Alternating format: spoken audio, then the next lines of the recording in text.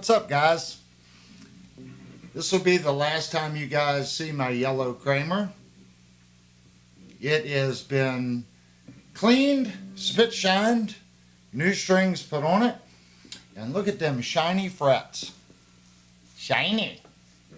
I did a custom end dressing on this guitar. Now the frets were good from the factory, but I went the extra mile and really gave this guitar a nice fret dressing, polished the frets, reset the intonation, put new strings on the guitar, and these are the strings of choice. And if you have not used these strings yet, this is the second set I've put on a guitar, and I'll say they are on the bright side, okay, but they also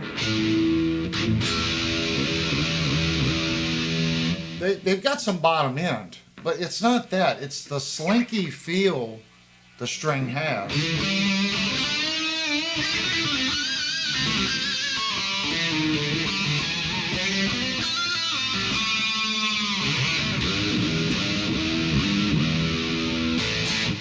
They feel like slick.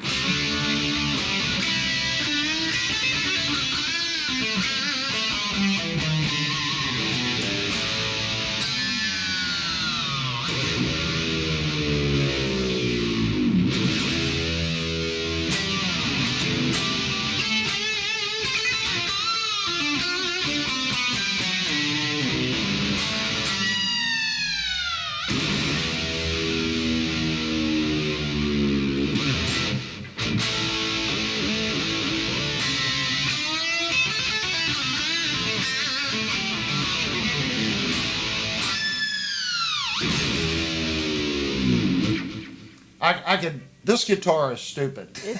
It's lagging really bad. Is it lagging really bad? Yeah. It's YouTube, guys. This guitar is just stupid. I noticed that earlier today. I did a couple test things, and it was lagging. I'm not too sure. YouTube must be having an off night, or it could be on our end, our service provider. I apologize for that, guys. But anyway, this guitar is being sent out either tomorrow or Saturday. So I call this the Banana. This is a great, fantastic instrument. If you have the opportunity to play a Kramer Beretta, don't think it's I guess it is kind of a one-trick pony. It does do a lot of things, okay, but it's a single pickup guitar. It's not designed to play country or anything else. It does have a coil split, so you can split the coil.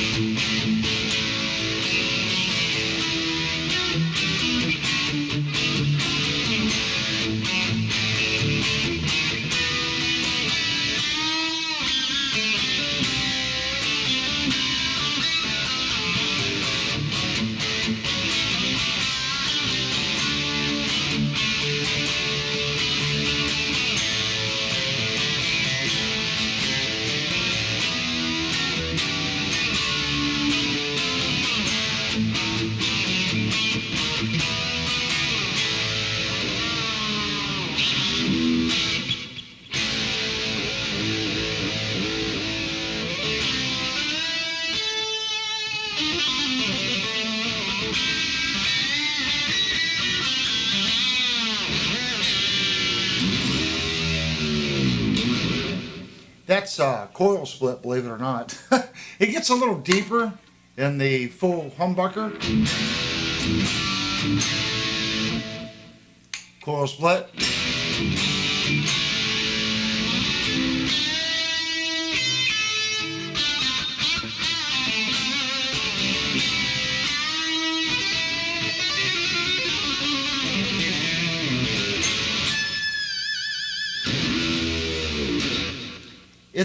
It truly is a stupid guitar. I have two of these. So I'm letting this one go, and I'm going to keep the gray one. I gave the buyer Jupe. If you guys know Jupe, this is now Jupe's guitar. And you can tell I'm abusing the you-know-what out of the tremolo. The guitar stays in tune. It's just a phenomenal playing instrument. I liked it so much I bought a second one. And the second one is a pewter gray one. So I guess I'll get that one out and clean it up and start jamming on that one a little bit. But I did want to bring this one out for its last show appearance. Okay, guys, I'm going to open up the chat window. Anything important I'm missing, honey? No. No? Okay, if you're familiar, we attempted to fix this guitar. This is the FireFly George Lynch model, and it comes from the factory with a very cheap Floyd Rose bridge. That's some serious lagging. Whew. Yeah. Who else is having... Everybody. Everyone's having lagging issues? I apologize, guys. Let me grab the tremolo here. I don't know. This is the first time we've ever had lag issues. That's kind of strange. This is the bridge that the guitar originally came with. And you can see right there the Floyd Rose logo right here. When you see a Floyd Rose with this logo, you can pretty much guarantee it's their cheapest bridge. Lots of problems with this bridge. This bridge will not hold tune whatsoever. And if I look right here on the knife edges, there's two flat spots on the knife edges. This tremolo was really not used at all. So what I'm thinking, at the factory, they had string pressure on it and spring pressure, and they went in there and tried to raise the action on the guitar. That most likely caused the damage on these knife edges. It could be multiple things. I just know that this bridge is horrible. I've played 5 guitars with this bridge, and only one of them actually worked right out of the box. So what we're going to do, we did attempt to put a Goto bridge, this bridge right here, on the guitar once before. We ran into a problem with the posts. Johnny said let's do a show soon. Damn, you know, sorry, excuse my French. I meant to send you a message on Discord tonight. After the stream tonight, I know you go live, Johnny.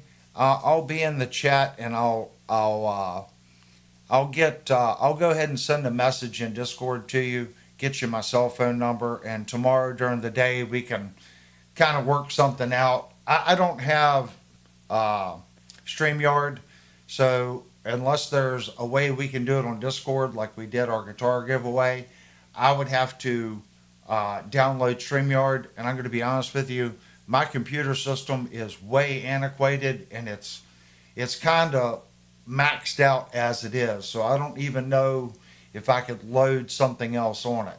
So we may have to do a budget-friendly Discord double stream thing. But you've got more experience in that stuff than I do. We can work something out. But I'll send you a message after this stream. I'll go to Discord and do it, and I'll go over to your chat. So after the stream, guys, everyone go over to Johnny's thing. He's on the other side of the United States, so it's 3 hours earlier there. So even though we're finishing up at 11, it's still early out there. So those guys are just getting on YouTube, and we're almost ready for bed, if that makes sense. So anyone wants to hop over to Johnny's channel afterwards, he streams pretty much every night. It's amazing. I was on your stream last night, but you didn't know it was me. Sometimes YouTube doesn't put me as Music and Gear. It puts me as Dominion Fretworks. I've yet to figure that out. It really depends on the night. Some nights when I type in, it says Music and Gear. Some nights it says Dominion Fretworks.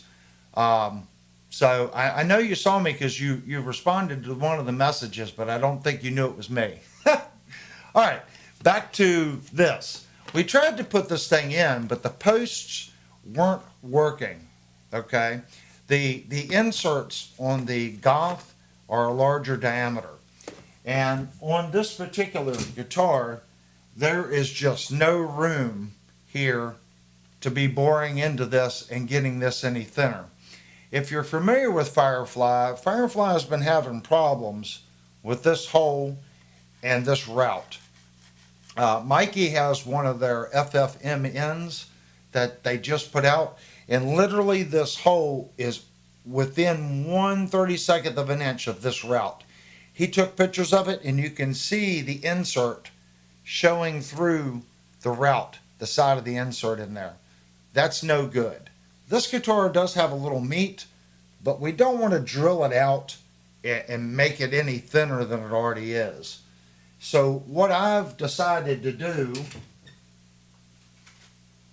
I got some Floyd Rose FR1000 posts, and after doing some hunting on the internet and going over forums, people seem to have really good luck using this post with that bridge. This is a harder post, and this is a harder material on this bridge. So it should be a good combination. So let's just hop right into it. If there's nothing else going on, honey, no one's got anything weird, I'm going to switch camera angles and we'll start putting this guitar together. Malachi said the same thing happened on Steve Cassidy's guitar live stream today. Oh, it's most likely a YouTube thing. I do have two microphones, guys, so I'm going to pull this one out. This one should be working. Testing. We are 100% professional here, if you don't know. It's what makes it fun, guys. Last night we did a very long review. So it's kind of what the channel's known for, is the highly detailed reviews. But it takes a tremendous amount of time to edit those videos. So we started doing some live content, and to be honest with you, I wasn't very good at the live stuff. I really wasn't equipped for it. And I have since figured out a way of doing it. Notice I don't have a lapel microphone. That would probably be the best thing for me to do. I just have not done it. I'm still old school. But who knows? Maybe I'll do a lapel microphone in the future. Two other channels had problems, and Search for Tone said Dylan had to restart his live. Oh, wow. The last time I tried to restart the live with YouTube's new stream window, it went horribly awry. I did spend a couple hours learning the changes they made, and believe it or not, the changes they made make sense. A lot of times, if you're a creator on YouTube, you'll see a little window up on the upper right when you go to your home window. They're constantly messing with stuff. I'm sorry, if it works, it works. The Reagans family said hello, Avery. Oh, I don't know who that is. That's Michelle, the girl I talked to. Oh, well, hello. I have a squirrel brain, just so you know. I should say woman, not girl. Sorry. My bad. Okay. All right. Well, we do have a fret hammer right here, and we're going to tap these inserts in. And I know you guys are cringing right now, but you know what? It's okay.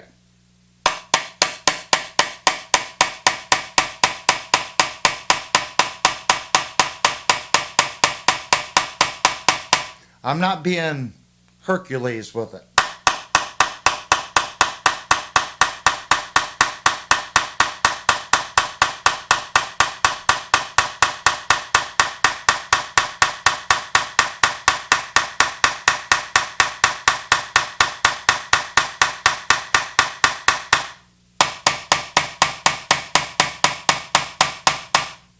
And the dog just put his paws over his ears.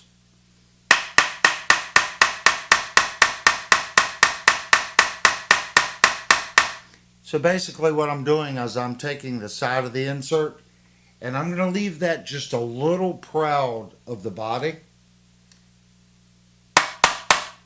And that's all we need to do. So now let's open up our Goth bridge. If you own one of these guitars, I don't want to discourage anyone. I like FireFly. I think in the last year, I think their prices have went up to the point where you've got to be conscious, if that makes sense. This guitar shipped to my house was like $325. If it worked and I didn't have to replace anything, that's a smoking deal. The issue is I had to spend $170 on a bridge. So does that make the guitar still worth it? That's kind of up to you. I think the stock pickup sounds okay in the guitar, and the stock tuning keys, again, they're okay. They're not great. They're okay. Now, we've never gotten to this point before. I want to double check and see if there's any issues, because everyone says this is a drop-in replacement, and I'm thinking it is not. I'm feeling something going on. Let's see here. It acts like there's room.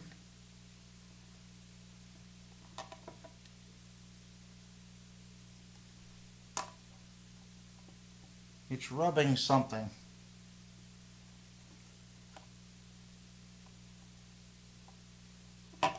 And what I don't understand is what it's hitting on. I think it's this lower corner block right here is what I'm guessing. Let me put it in, flip it over, and take a look.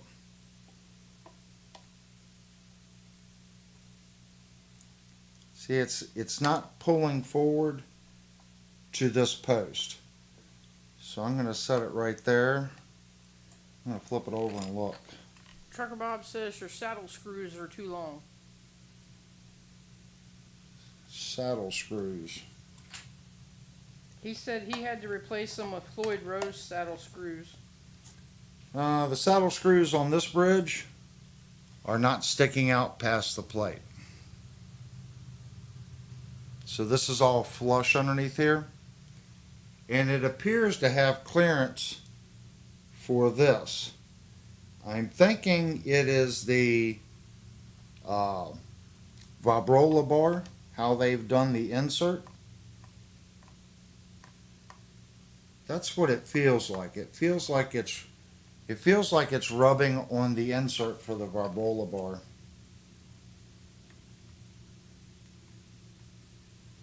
Okay, what it's doing,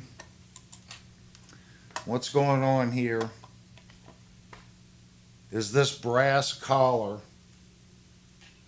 right here is actually rubbing the route in the guitar right here.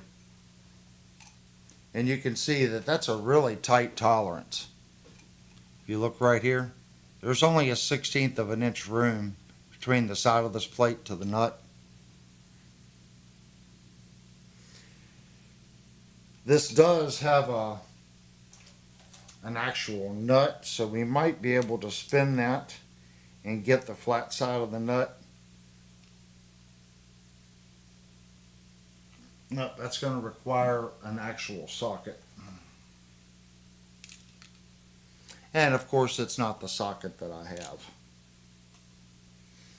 If we spin this, if you look at how the nut is attached, the pointy part of the nut is sticking straight up.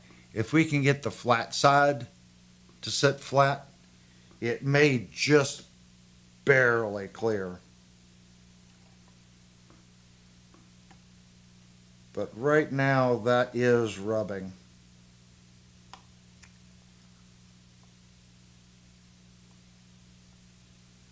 That is definitely rubbing. And it feels good right there. Let me look down at here. This bridge also has a higher saddle than the Floyd Rose, so I'm curious to see if we're going to end up having to put a shim in this neck to kick the neck back to raise this heel. This is what I do at, down in the shop. If someone brings me a guitar, it's, I hate to say it, most of the time, guys, nothing is a drop-in replacement. That's why you're here, goes, oh, it's a drop-in replacement. Usually you have to do something. Just like this was supposed to be a drop-in replacement, but the inserts weren't like a Floyd Rose. Everyone says the Goth is, but they have to be using the Floyd Rose post. They can't be using the post that comes in the kit because the guitar is not drilled that way. And the factory Floyd Rose drilling, once you drill that out for that larger insert, you're going to have very little meat there.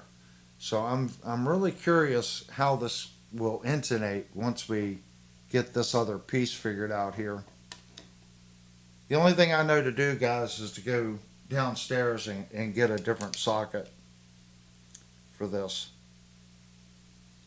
I don't think doing a Floyd Rose, the bar that I like, I'm pretty sure that insert is just as large as this one on the bass.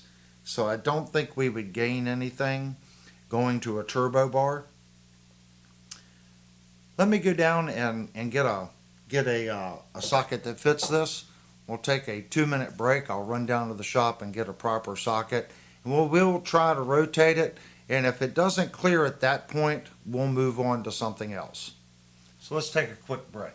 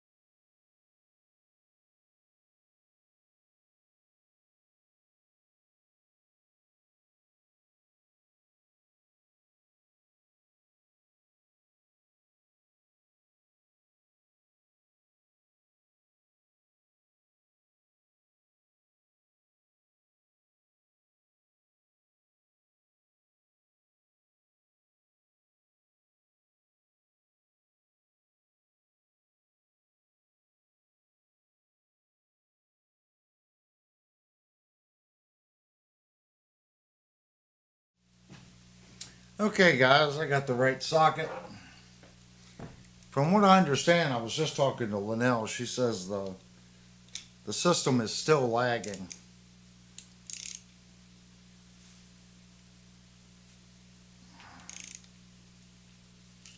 So we just want to rotate that. Oh, that's enough. All right, just so you guys know, there appears to be an alignment pin. So I'm going to loosen this. It does appear to be an alignment pin.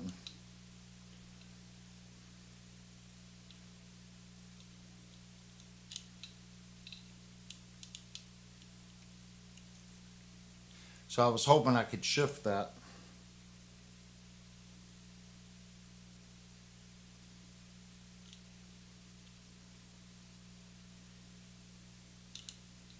So you can shift it to the front or the rear for the set screw. I'll change it, see if that makes any difference. I have a feeling that we're going to be out of luck, and that's going to be dependent on how it was set in the machining tool when they threaded it. So that's going to be dependent on your particular unit.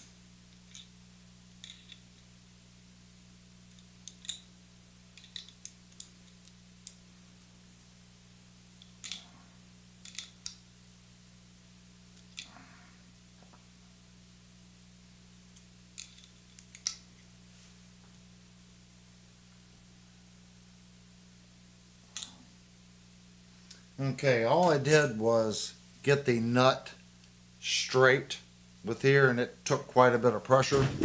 It is brass, so you want to be careful. Let's see if that made a difference. And it's still technically rubbing. So this is not a drop-in replacement on this guitar. That's what the channel's about. So if you own this FireFly George Lynch model, you are not putting the Goth bridge in it without doing some routing. I hate to say it, but you're going to be routing right here. And you're going to need about a 1/16. And looking at the route right here, there's a tremendous amount of paint and goo right there.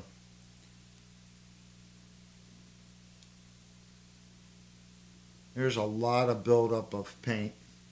Now we could go in here and clean this out and get that to clear. It doesn't need much. But I would feel more comfortable actually hitting that with a router. I mean, it's just barely hitting.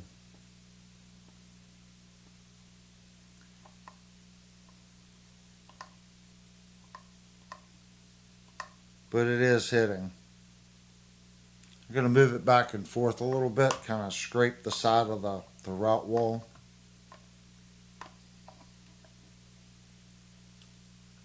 Yep.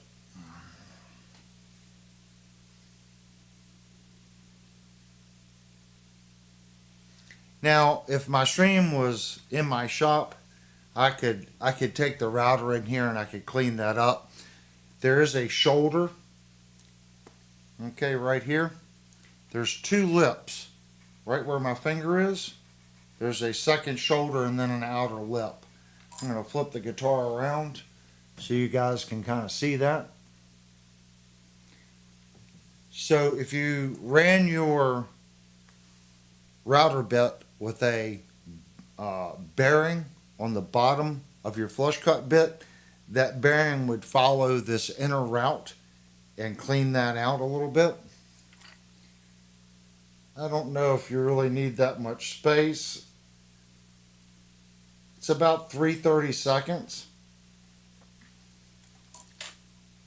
So looking at our bridge, taking that much off.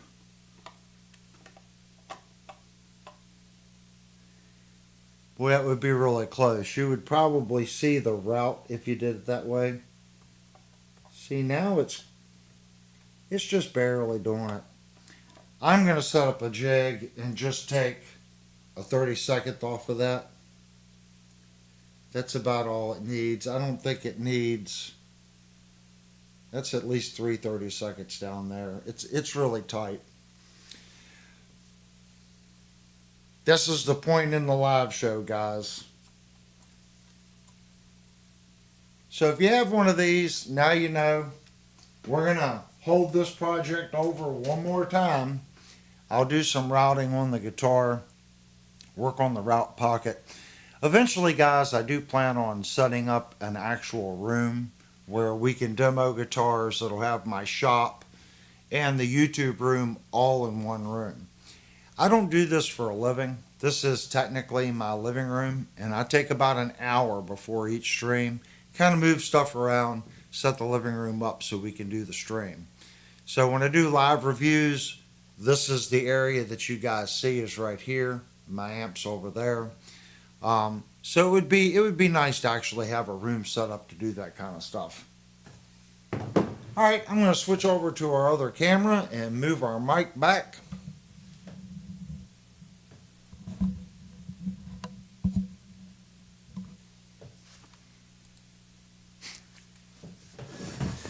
I know, guys, you all were like, he's going to get it this time.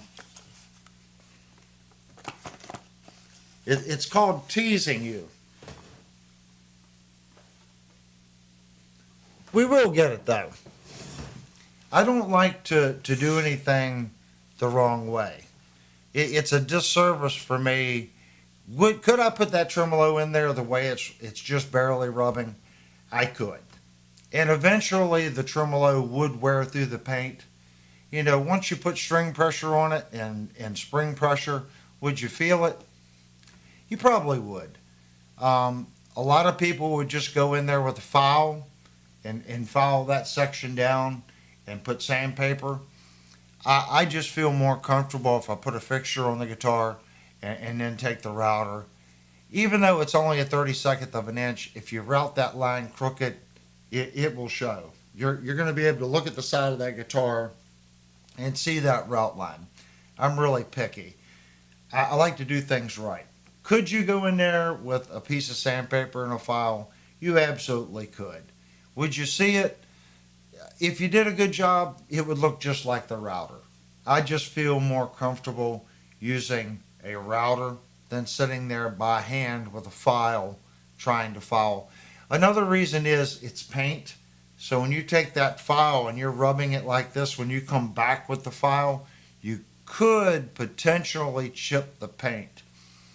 If you take blue painter's tape and put on top of the guitar before you run the router at a decent speed. Don't run it slow. You don't want it so fast that it's running warp speed. 4,500, 5,000 RPM, something like that, and work slow. Make sure the base of the router stays tight on the base of the guitar and work slow. Make sure the bit is nice and sharp and you won't chip the paint. With the file, you could. Okay, I'm going to open up the chat and see what everyone's talking about. If you guys don't know, really as far as interaction, I depend on Linnell to let me know when you guys have a question or if you want to add something to the stream.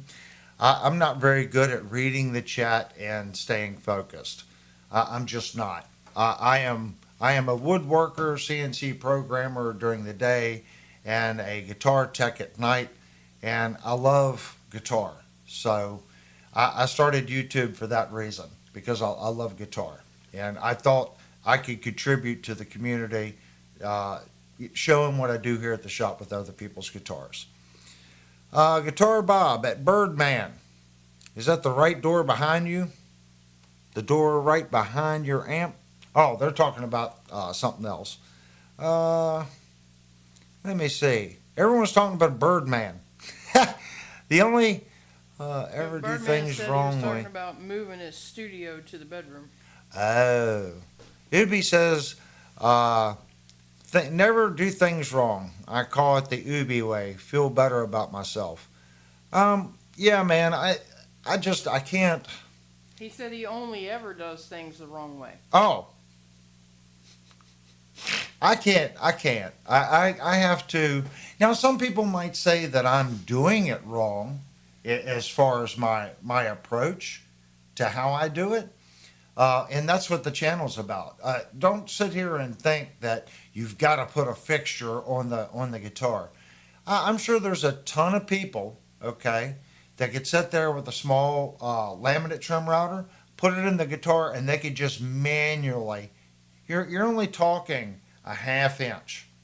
Could you manually do that? Sure you could.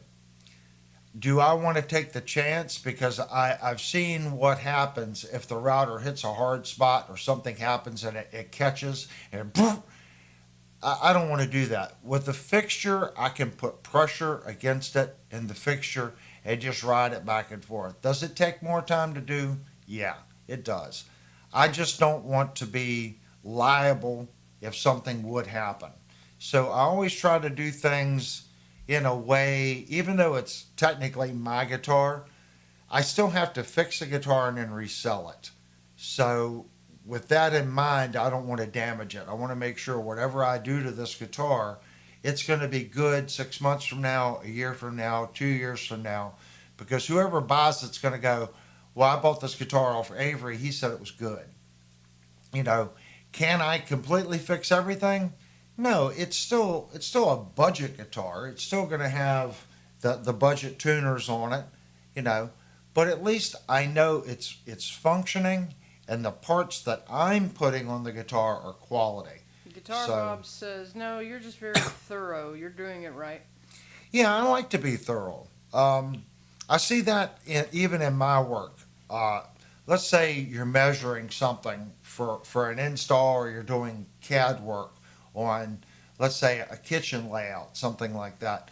I see it all the time. People go in, they take some quick measurements, they go back, they draw something up and go, here you go.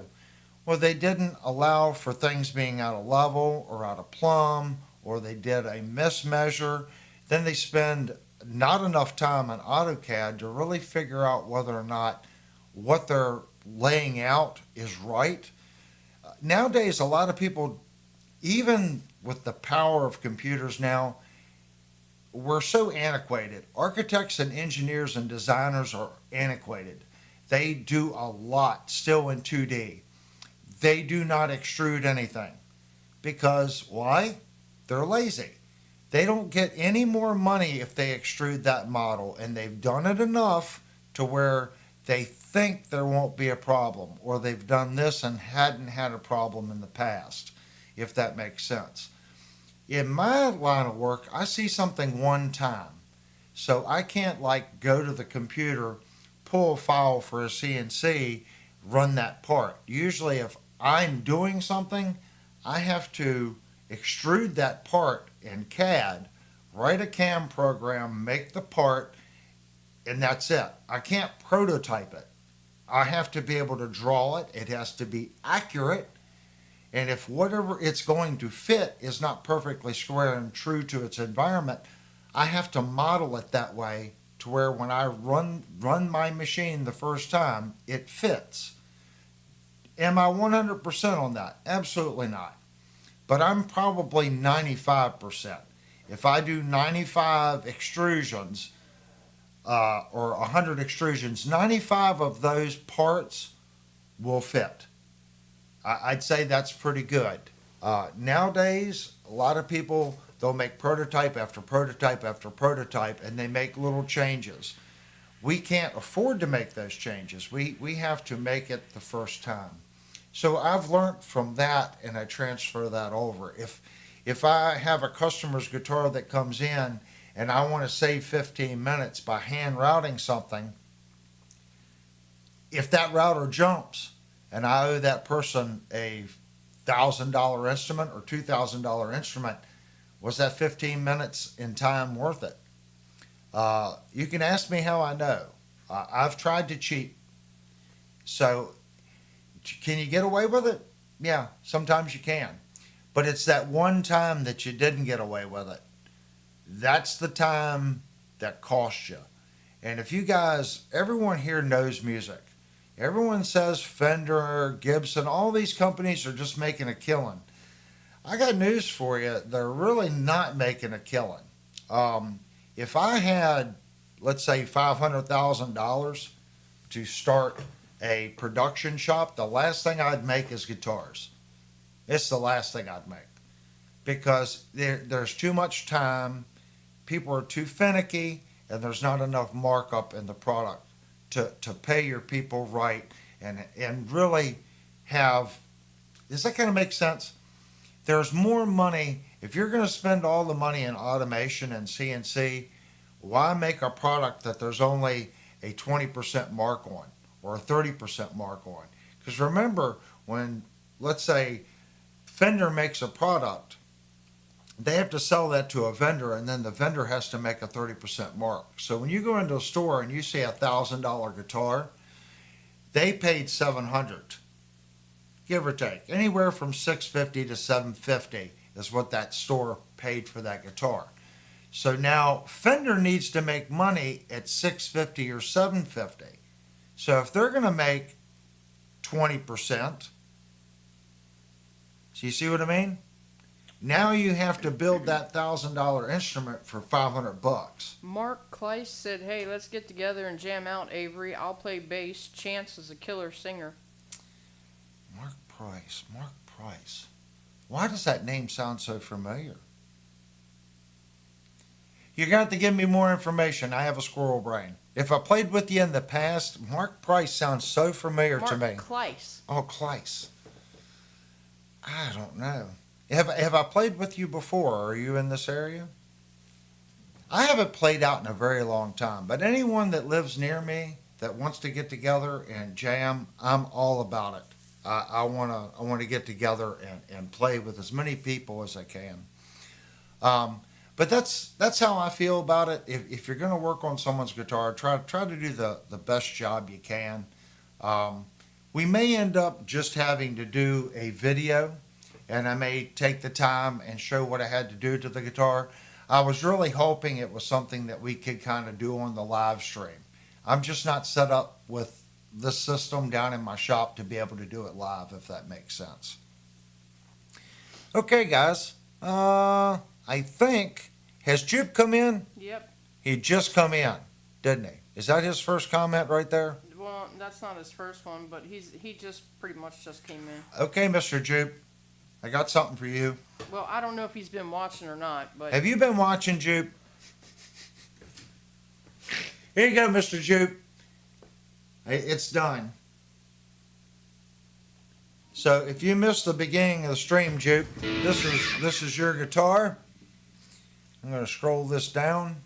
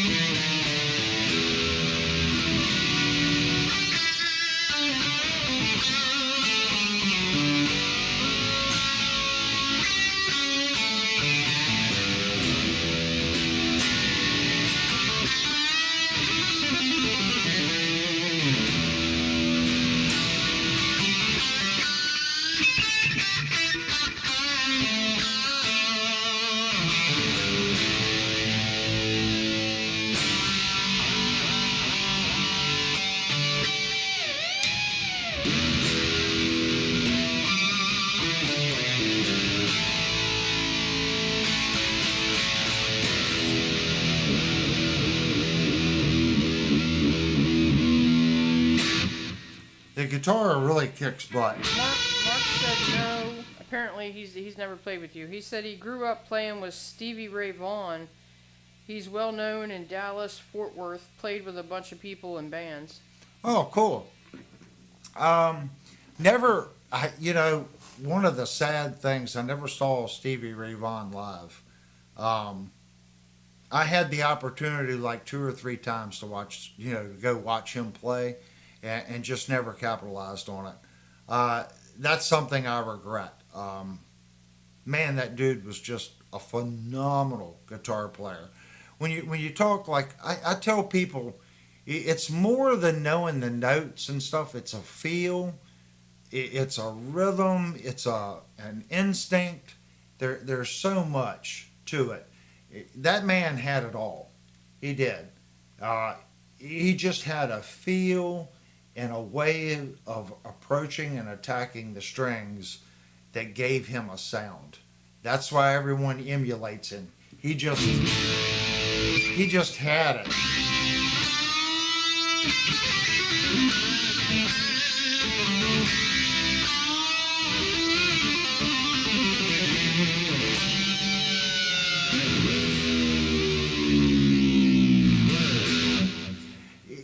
I try to get that, and there's times that I play that it just flows out of me. And those are nights you guys might not hear it, but I'm connecting with the instrument and it just seems like it works. Okay? With that being said, there's been nights where I felt like I was off, and I go back and I'll listen to the stream and I don't hear it, if that makes sense.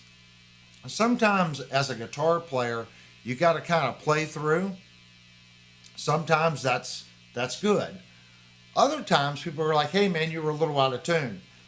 Sometimes I hear it, but I play through. And I got that from being in bands. Sometimes you just can't stop. You gotta play through. So in YouTube land, I do try now to stop. If I know a guitar goes out of whack, I'll pick something else up. But I do try to play through my mistakes. That's the biggest thing that I feel teaches you the most. Play through, learn how to recover. there's all kinds of sour notes. You know, just because a note isn't in that key doesn't mean that you can't play it as a passing tone. And if you're playing a lot of shred stuff, you can get away with a lot of bad notes in there. They're passing tones. If they're put in the right spot, okay. If they're not, maybe you hear it. How many people out in the audience heard it? Play through it. Don't stop. Just keep going. You will get better. You will. That's the big thing. Experience. Play through it. Play. Experience. Play through it. Yeah, that's what I did. Some nights you're just going to feel like you got it, and other nights you don't. Yeah, you're not lagging anymore. Oh, cool. She says we're not lagging. You haven't.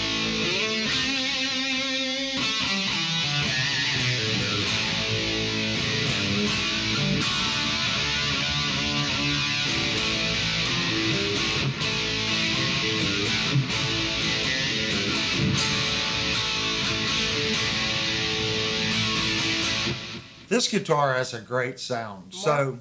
Mark said he grew up in Oak Cliff section of Dallas. He said he was one of my best friends. We were in a 6th grade talent show, and he was the one that got me playing bass. Jimmy Wallace is from our neighborhood. Oh wow, there was a lot of people from this area. Okay, in the I'd say early '80s, mid '80s that came out of Northern Virginia, Baltimore area. I was pretty fortunate to meet and play with people. You know, you instantly know people that have, how do you put it, just that extra something. You'll play with them and you're like, oh my gosh, I got to play with this cat again.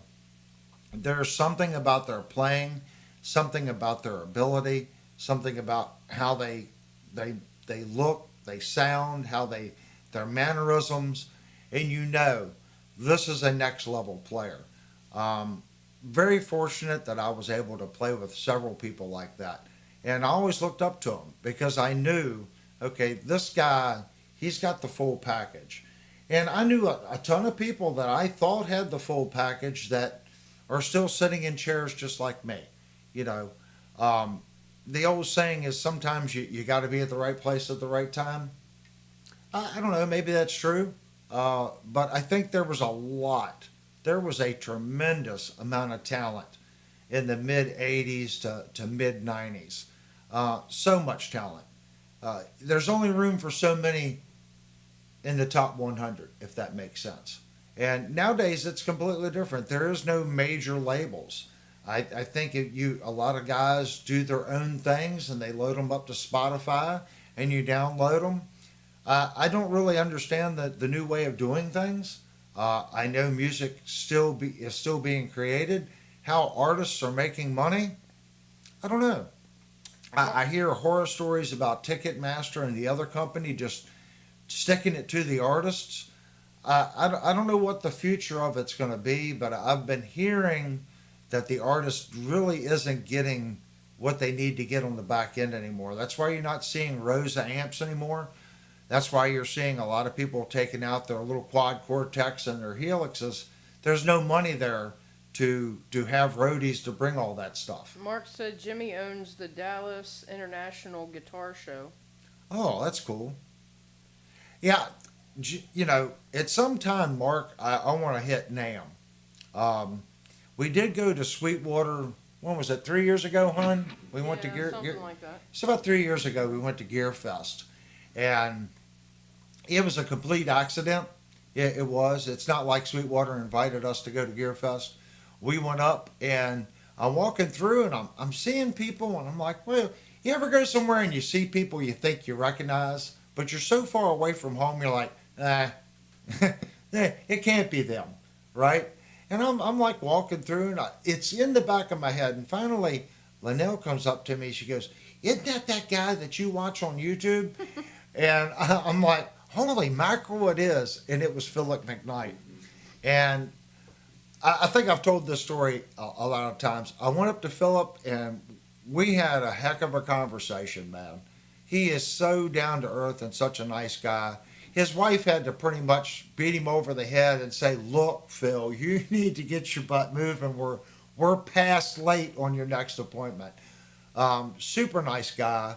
And then after that, I turned and I looked at the food gallery because there's a big, huge place where you can eat right in the middle of this. If you haven't been to Sweetwater, guys, it's worth the trip. It's the size of freaking Walmart with a food. Yeah, they've got their own full-time doctor, hair salon, and massage place.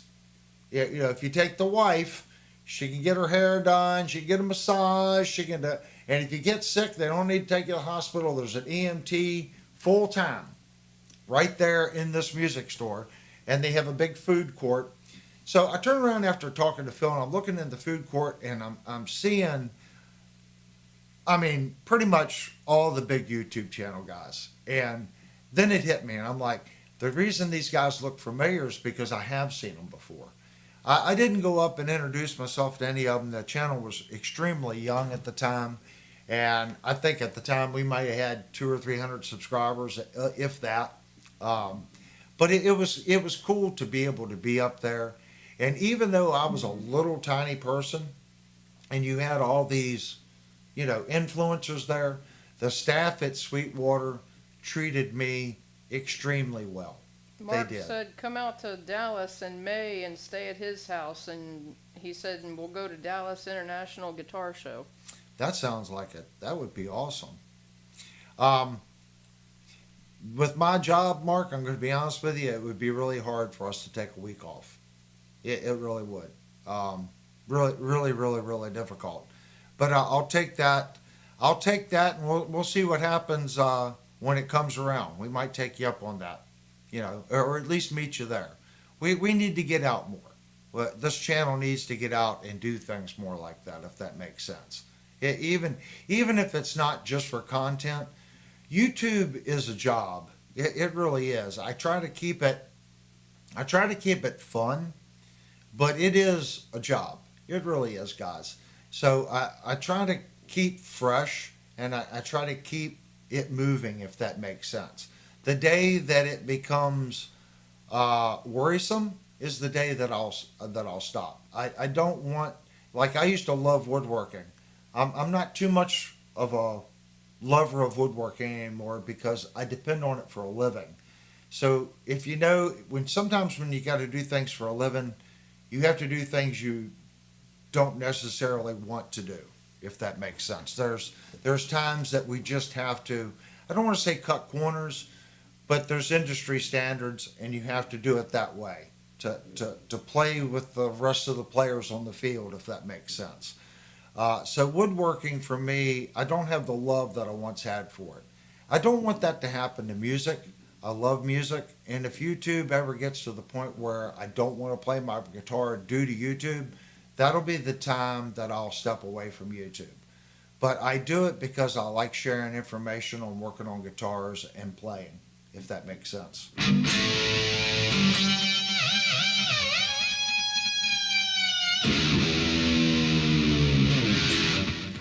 I love this guitar. Jupe, you're going to have a lot of fun with it. The guitar plays stupid.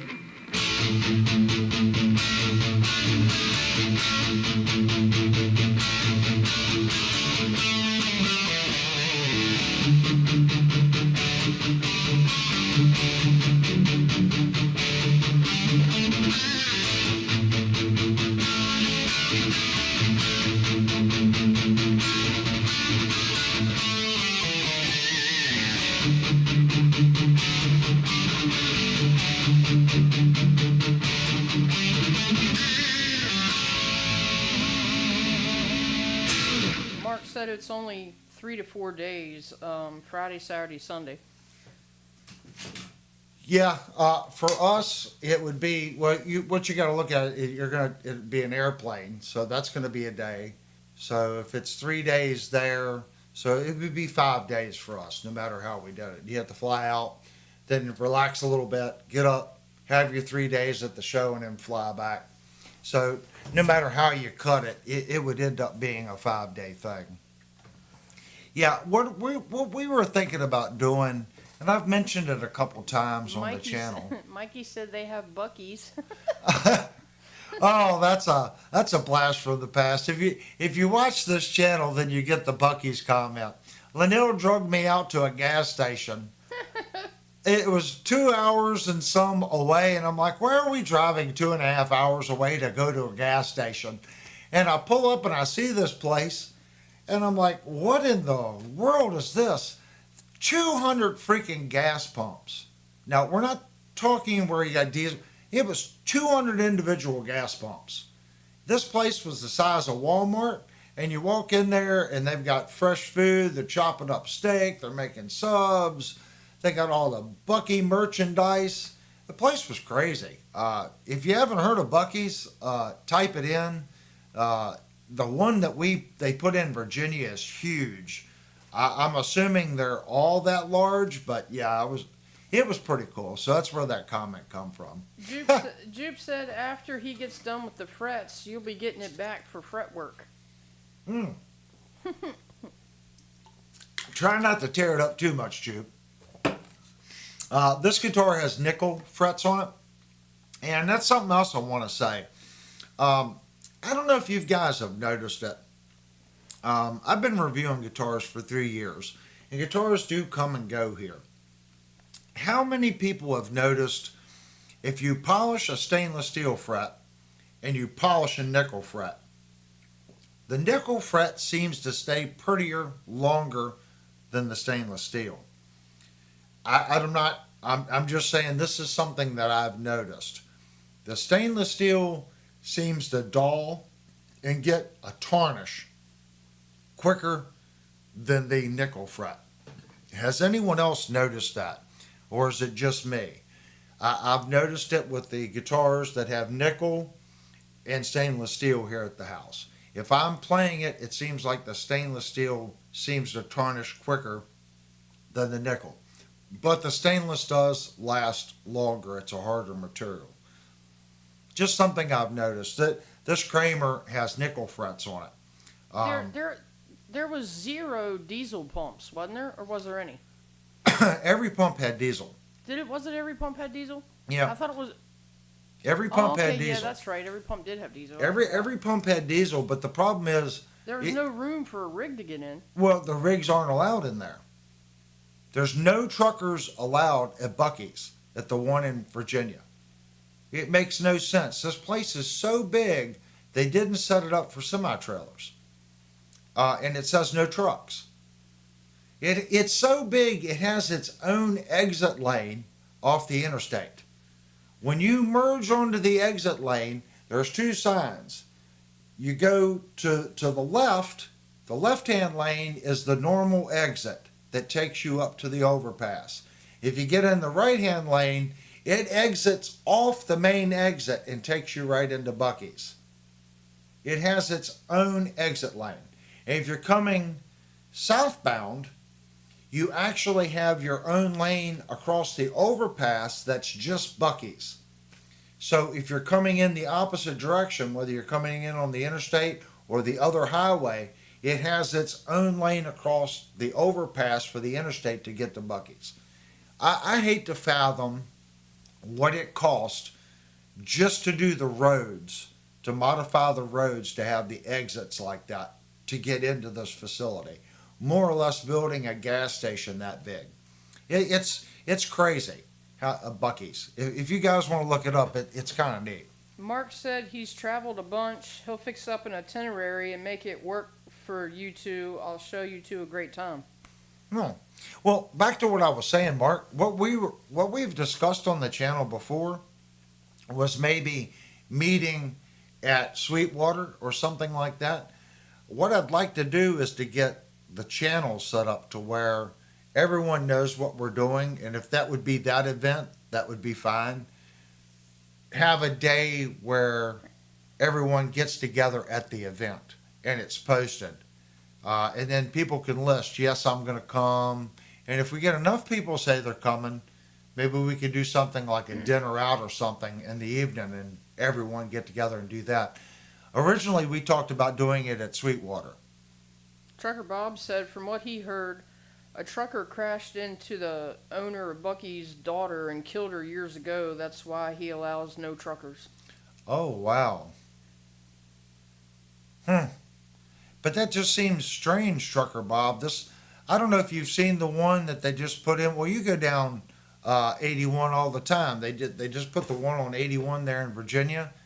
I don't understand why you would build a facility that darn large and not cater to truckers. It just seems insane to me. Again, we go back to if you're going to invest money smartly. That's why I love what I do, but I would never build guitars for a living due to the markup on it. Always remember, guys, what you see at the store isn't what you can build and sell it for. You have to pay distributors, okay? And if you're not distributing it yourself, you've got to pay the distributor buys it and then sells it to the music store, and then the music store sells it. So each one of those steps inflate the price of that product, and you have to make it, and the end user sees it. They have to see value at the end production price, which is nowhere near what you sold it to your distributor for. So, is it that bad across the industry? I think some industries are, like Aztecs, people that make Fipon. I know the owner of that company. I know they struggle. And if you go into Lowe's and you look at it, it's ridiculously priced. What's sad is Lowe's is making a killing on it. They are. Because Aztec sells directly to Lowe's. But Lowe's knows Fipon. And they use Fipon and Aztecs and they compete. It's like, well, you're too high, I'll go to Fipon. And then they might use Fipon for a year, and Lowe's will go to them and say, well, your prices are creeping up. And they'll go to Aztecs again and say, hey, can you do it for this? And they play off the companies back and forth. And then they turn around and do 100% mark. I know they do it on all the Fipon and Aztec. It's basically PVC board, if you don't know what Fipon and Aztecs is. Companies like Lowe's and Home Depot are killing these companies. They are. Those companies need that extra money to invest in tooling, to keep the employees, to pay those employees making that product. It means a lot. For Lowe's to sit and buy a $15 board and then sell it for $30, that's awful. The manufacturer needs to make more of a mark. Lowe's can do a 50% mark, maybe a 40% mark. They don't need to double their money on that. I know the owner, like I said, of Aztecs. And what's funny is he started that company. He was partners with the guy in Fipon. They had a disagreement. He left Fipon, sold his part, and started Aztecs. So maybe it is that way across the board. I don't know. Mark said, yeah, we could film there for your channel, and I could introduce you to a bunch of musicians, well-known ones. That would be cool. That would be a cool segment for Music and Gear. Yeah, it would. I'll be honest with you. It's been so long since I played out. I think now I'm more settled as far as meeting people like that. 20 years ago, I would have done something stupid because I was stupid back then. But now I'm kind of settled in my ways. I know my place, if that makes sense. So I think that's helped me out tremendously. But it's also prevented me from doing certain things. When we're young, we think we're Superman and we can do anything. And we just have this I'm the best attitude. Sometimes you need that attitude. You need that, well, there's nobody better than me, and I'm going to go out here and I'm going to show them. And that just gives you that presence. I no longer have that because now I know what it takes and I know how much talent's out there. That there is just a tremendous amount of talent. And you know what I contribute that to? When I learned to play guitar, we had cassette tapes. It was rewind, play, rewind, play, rewind, play, rewind, play. There was no video. You had to sit and listen and go, what in the world is that guy doing? Rewind, play. You'd wear out a section of tape. Now when you're learning, you can get on YouTube, you can watch a live concert of the actual artist, or there's 50 channels that have a how-to on how to play the song. Are all of them right? Absolutely not. But across the board, you can watch them all. You can watch the hands, pause it, play, pause. When I was taking lessons, you had 30 minutes with an instructor. Okay? You'd sit there and watch them, and by the time you got home, you had already forgotten 50% because you got to see it once. Birdman said, "I'm sure Linnell trained you very well." Ha ha ha. She has. She's calmed me down, and what do they call it? I'm domesticated.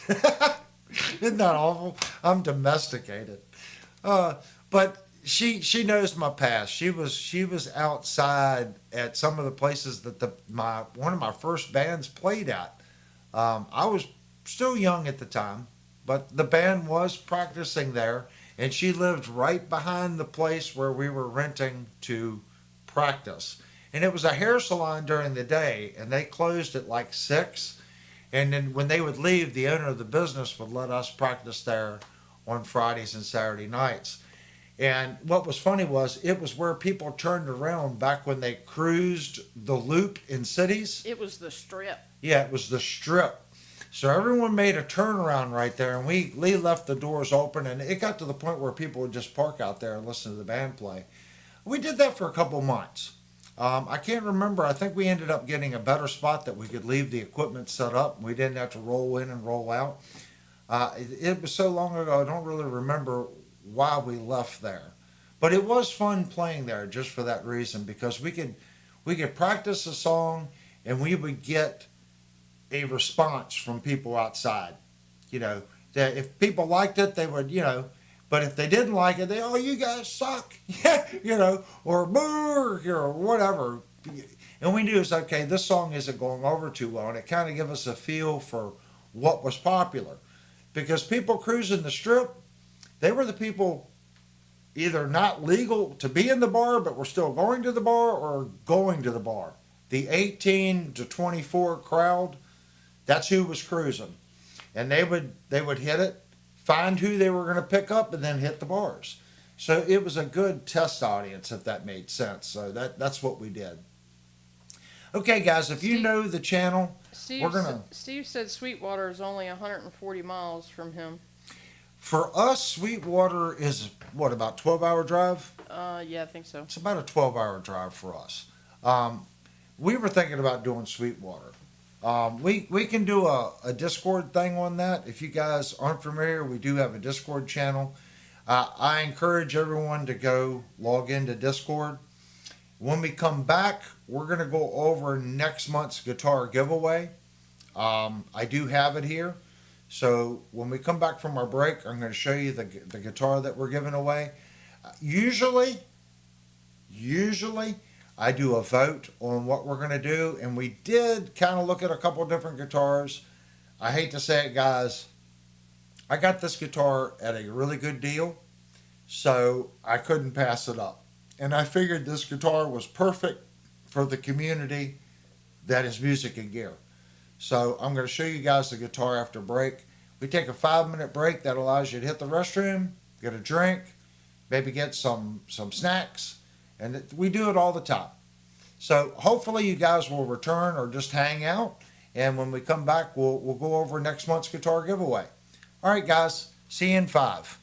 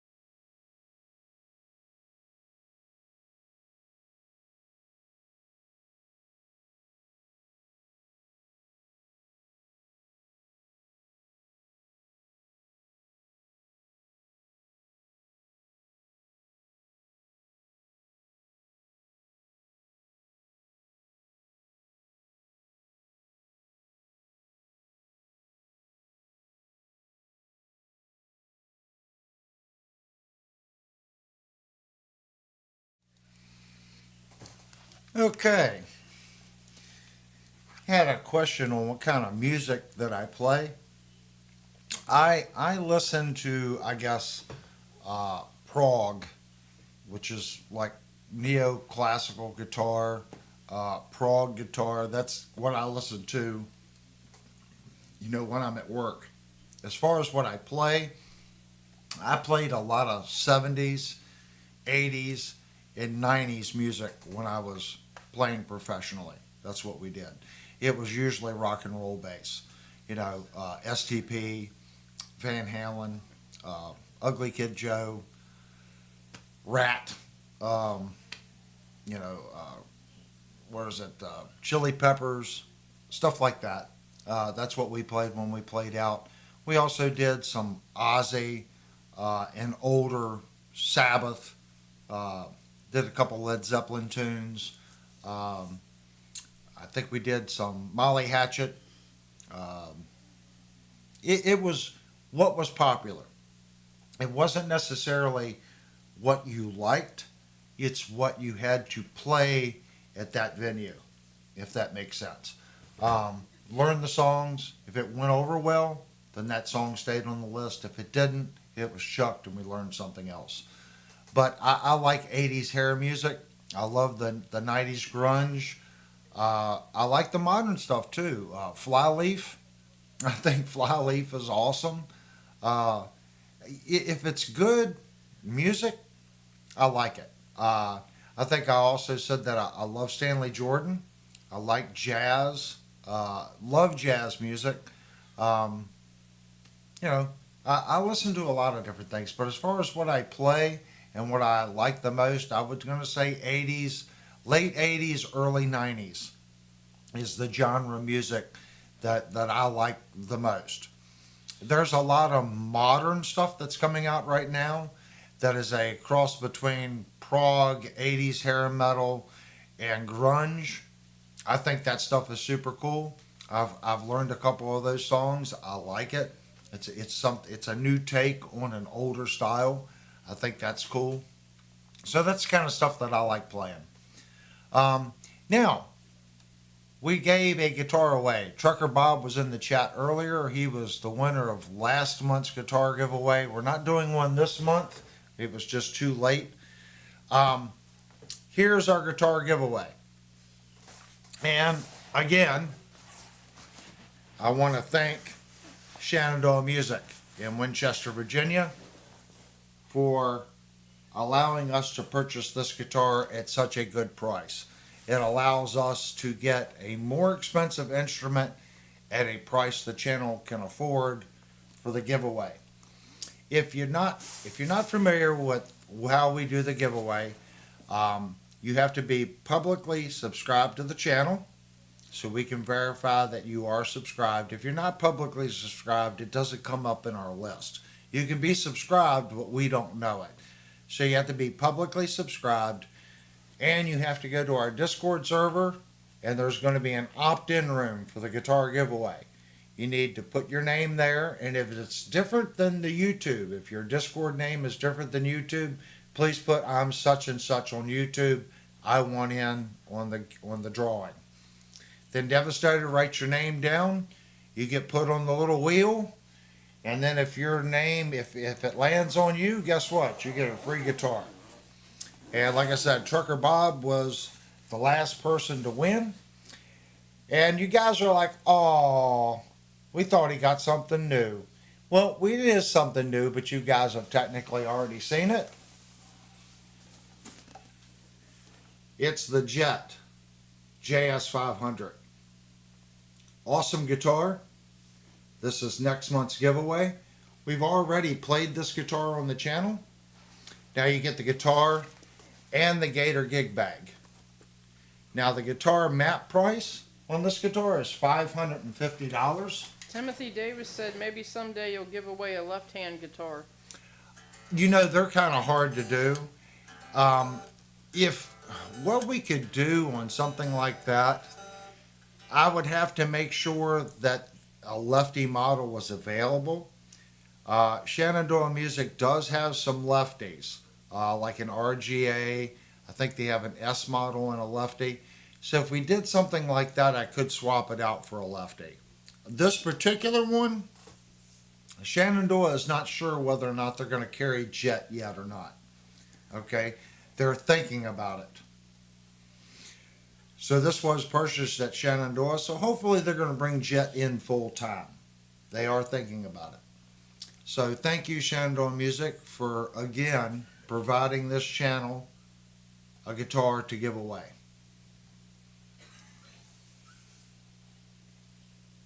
Like I said, it's the guitar and the gig bag. So we're going to do the end of November. So whatever the last Saturday is in November, that's going to be the drawing date. Okay?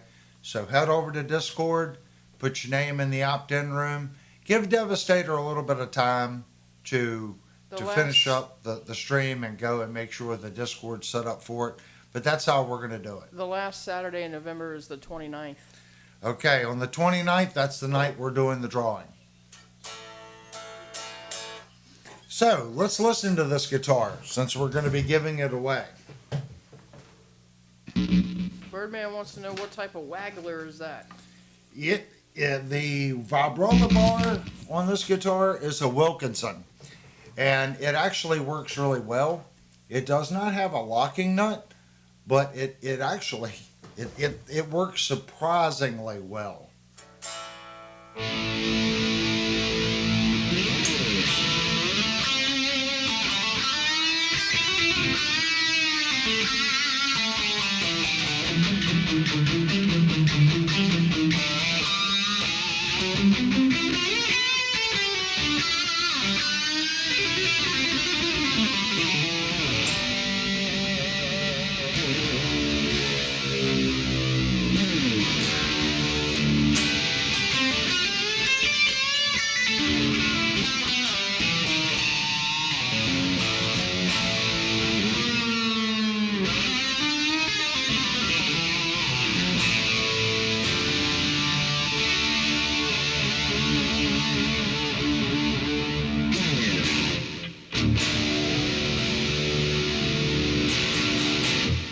The guitar plays really good. Birdman said abuse the waggler as a tune test. I have a couple times. Let's really now, guys. This is not a locking tremolo, so I'm going to do things that you really shouldn't do with a non-locking bar.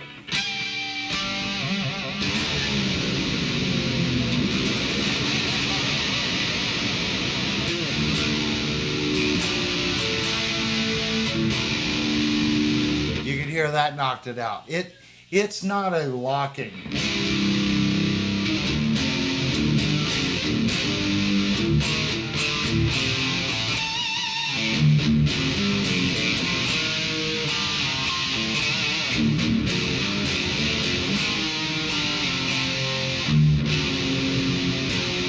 can hear it knocked it out a little bit.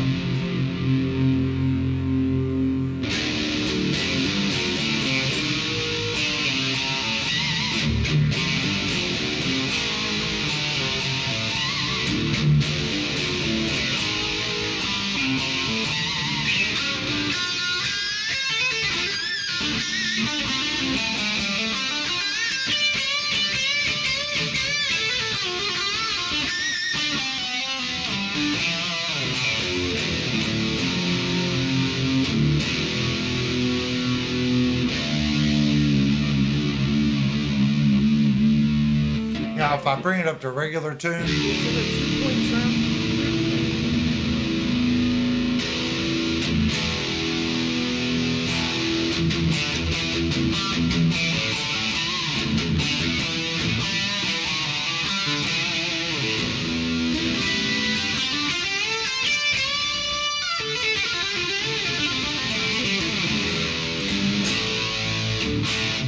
yeah, it's a 2-point bridge. It's not a 6-screw bridge.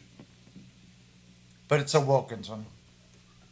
What I found with Wilkinson makes good products. Wilkinson also, just like Floyd Rose, makes some products.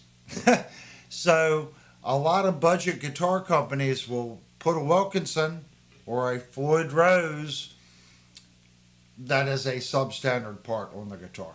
This one seems to work really well.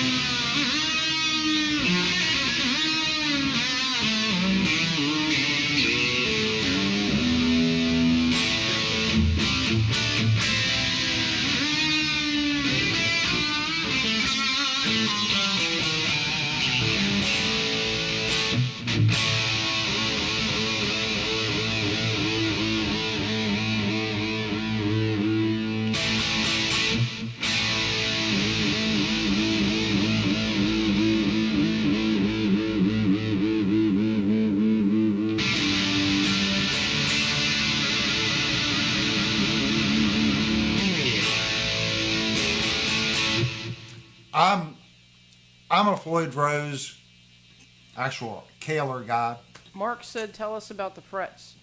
I have not went through and checked all the frets on the guitar. Playing the guitar, it plays really well. The action on the guitar, I think the low strings are set just about right. I think on the high E and B, it's set a little high. I haven't went through and checked the guitar.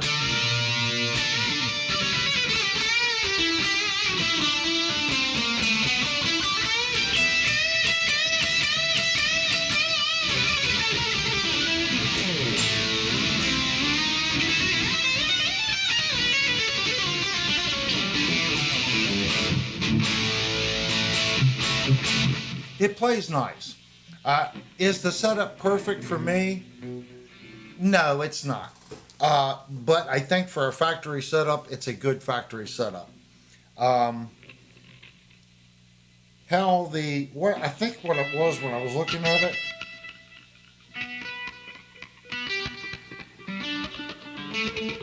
Yeah, the B and the G both need to come down just a little bit as far as the saddle radius.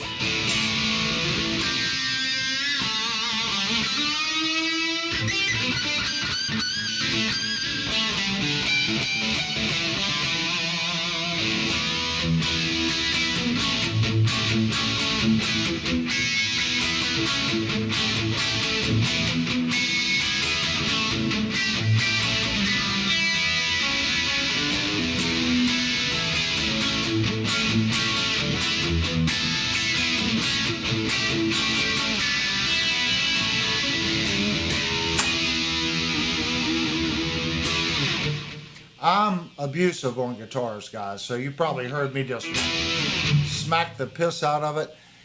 I think a lot of it, I never understood that. A lot of people go tones in the fingers. I'm really starting to grasp that concept. How you attack the strings, how you pull off on the strings, how you dig into the guitar, your pick attack, that all influences your amplifier. The better your amplifier, the more it picks up on all these little nuances that give you your sound.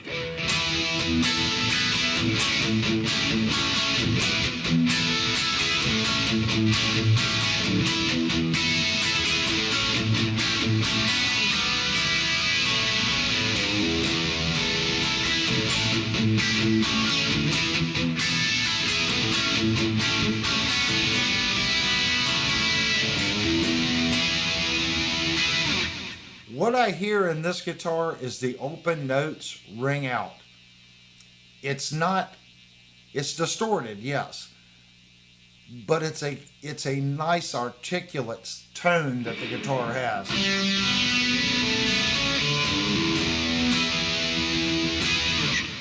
I am really impressed with this Jet. I've played it a couple times. Every time I play it, whether I'm playing a light crunch or a clean, I'm really impressed with the tone that comes out of this guitar.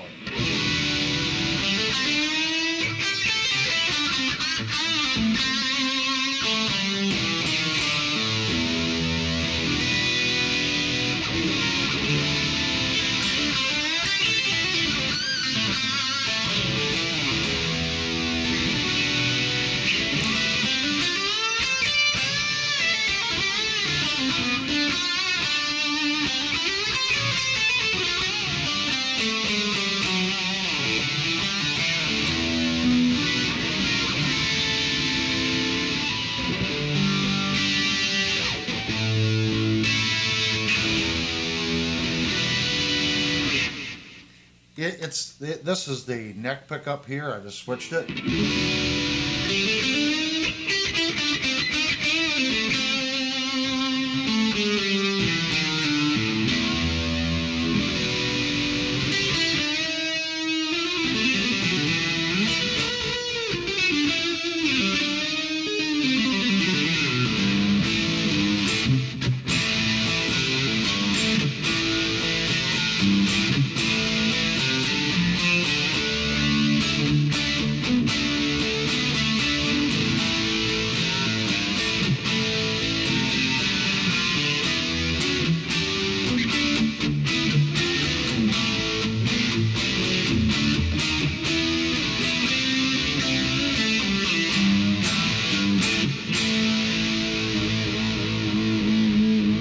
What are you running it through? Oh, my favorite question. A 30-some-year-old rack tube amplifier. Well, it's not all old. The very top is a Line 6 Relay G90. That's my wireless, which, if you can't tell, we're not running that. The next unit is a Synergy SYN2, and we're running a Friedman preamplifier. Coming out of the Friedman preamplifier, we are then going into an Applied Research Technology SGX2000. Yes, we are also running its tube amplifier. It's also running a solid state preamplifier and a dual 12AX7 preamplifier. Coming out of the effects loop, that's running to a BBE sonic maximizer. Normally it goes into a Pro Valve 6L6 power amp into that 4-speaker cabinet, but we are coming out of the mains of the ART into a NuX Pulse, where I'm running a cabinet IR directly to my interface.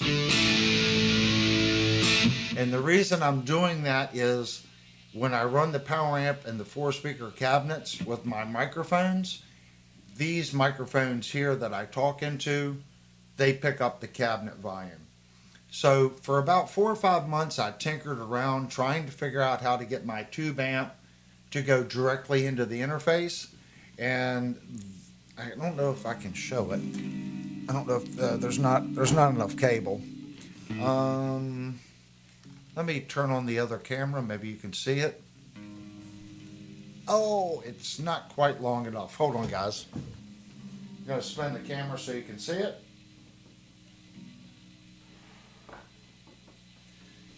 So right here is the little NuX IR pedal. So I'm coming out of the mains and right into this. This is a tip ring sleeve. Right into this, and I'm using a cabinet IR. Then it's going straight into my interface.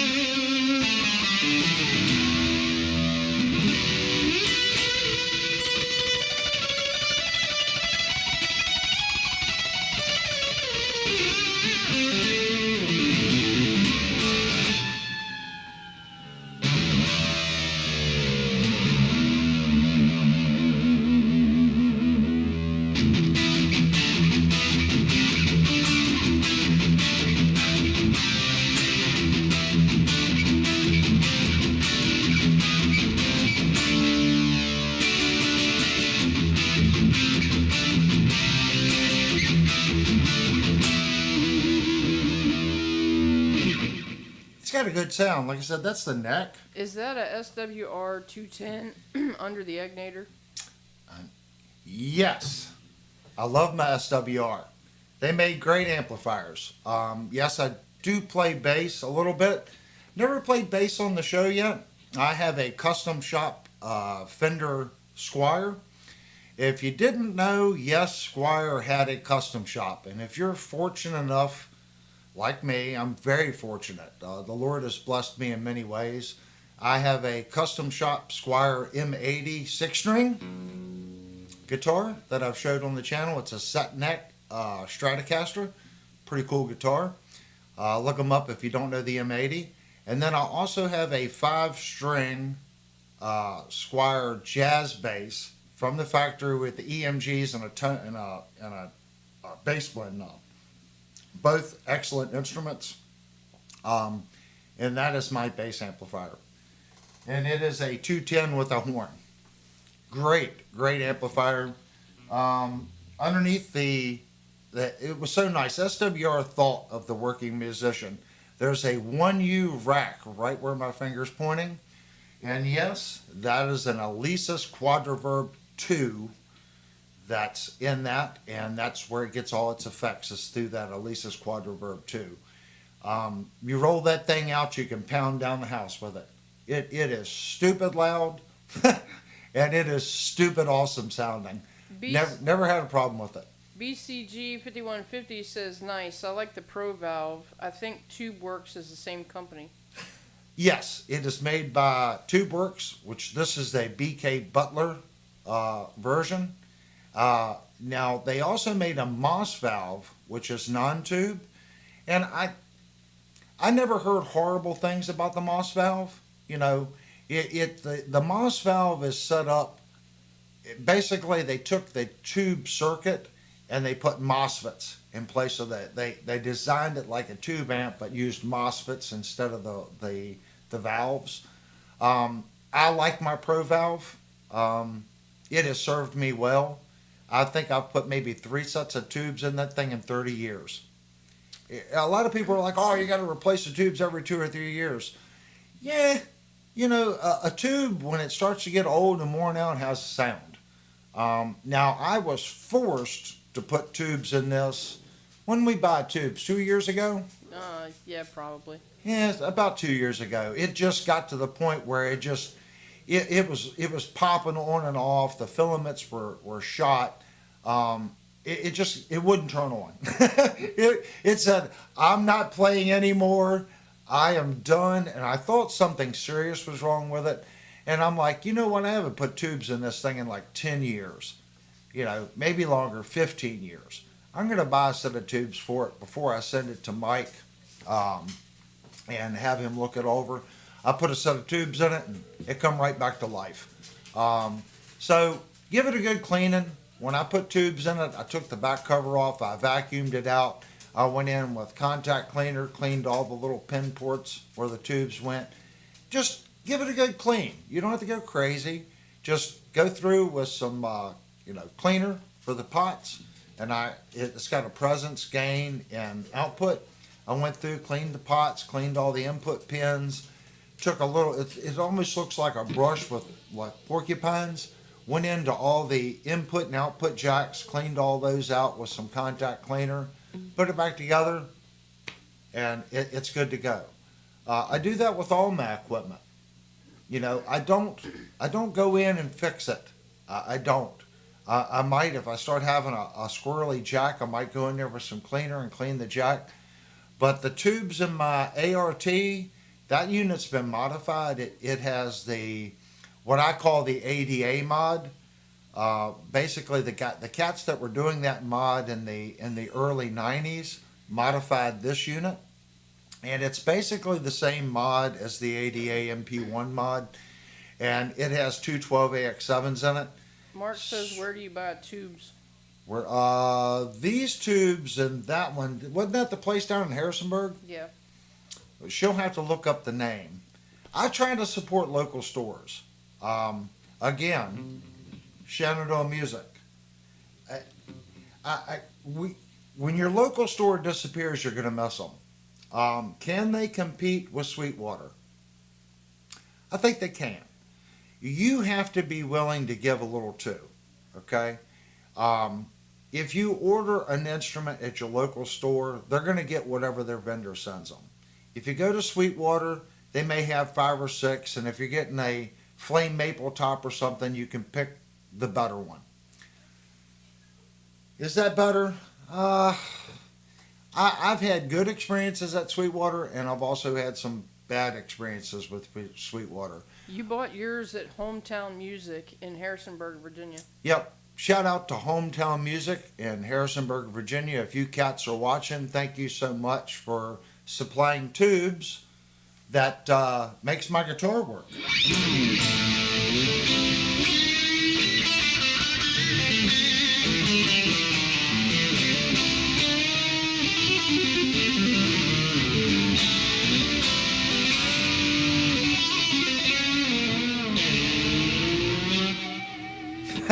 A little noisy. Yeah, this is 100% professional, guys. I never miss a note.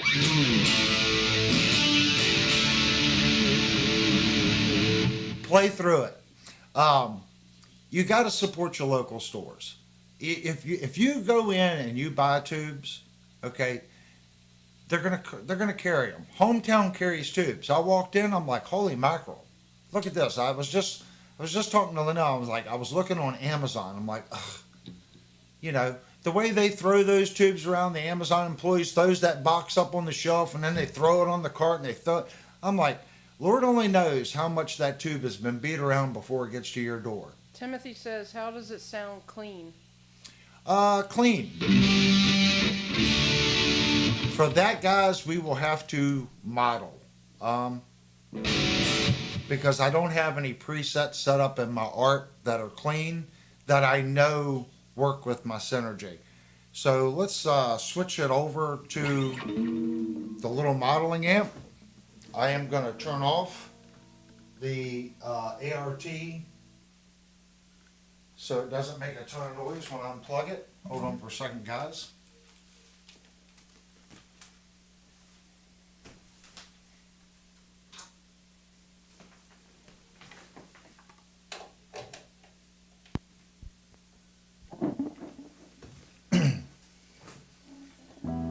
We are running a Yamaha THR 10 Mach 2.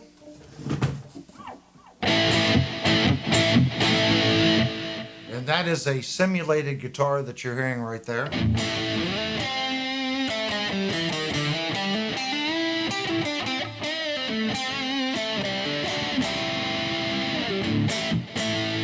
And you can hear it just sounds, well, it's fake compared to a tube amp. Let's go to clean.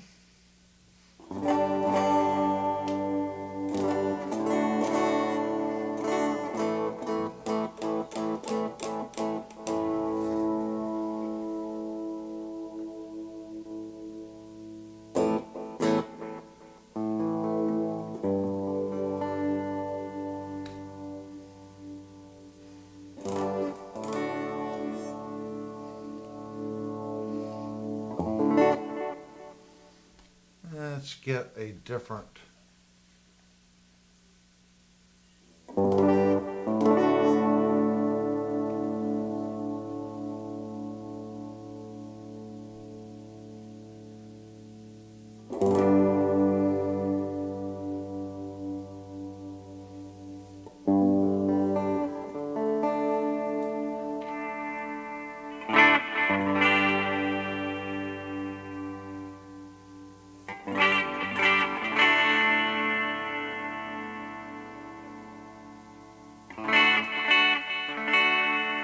So that's our bridge position.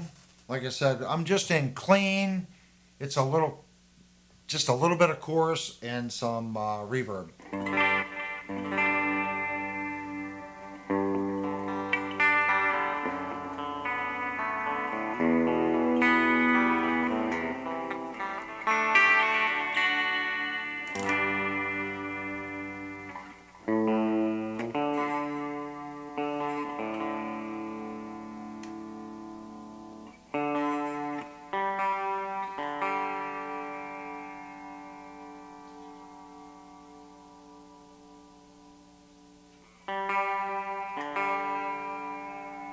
I should probably plug it in and actually tune it.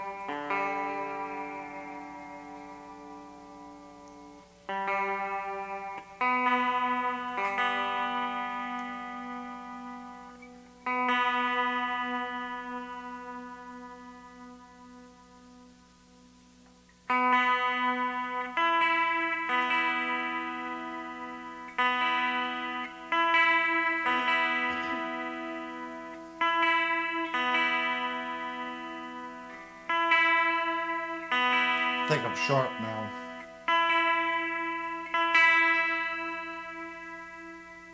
Mark says he wants to send you this SBS CS260 to set up from Guitar Fetish.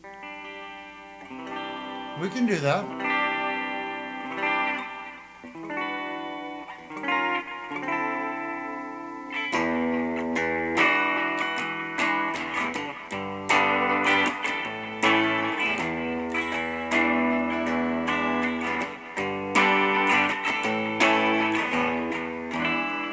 Still a little too loud. I'm peaking my meters. A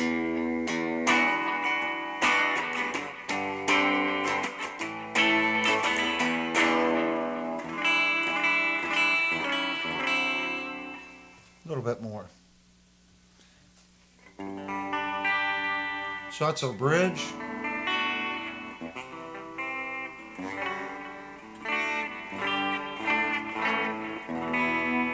I think it needs to be tuned. Where's our tuner? Here's our tuner.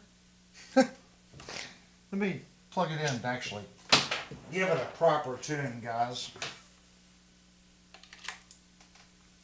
Mark said y'all talked about it briefly months ago.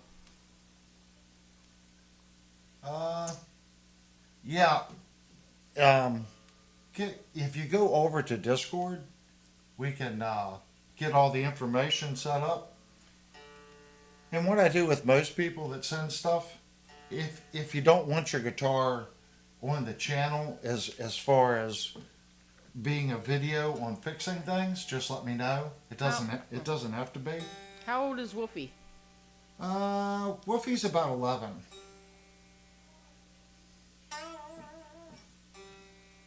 He's a good dog.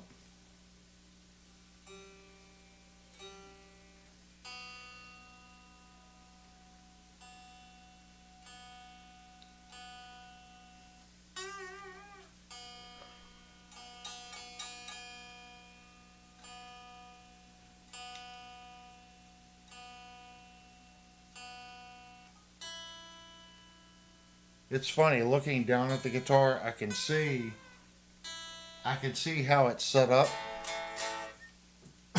as far as the saddles, and I can see that it's wrong. I can feel it too on the B and the G.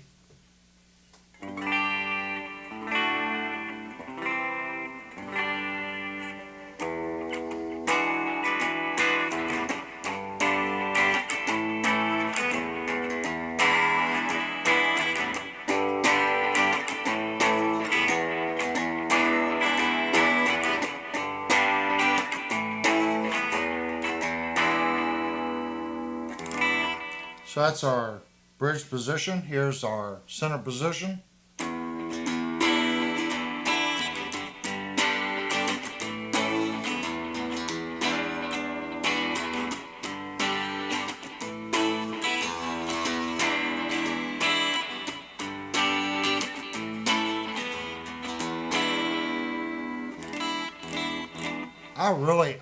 I think the guitar's got a really good sound. I don't know how well it translates to YouTube.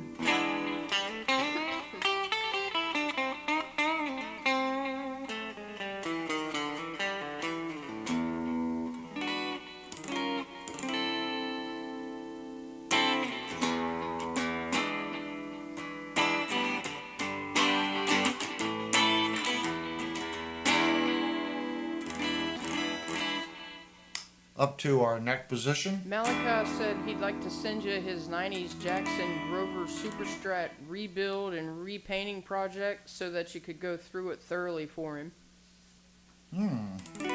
Right now, I just made a comment on Discord. Right now is the busiest time of year for a shop because people, it's getting cool, so the summer activities are going down.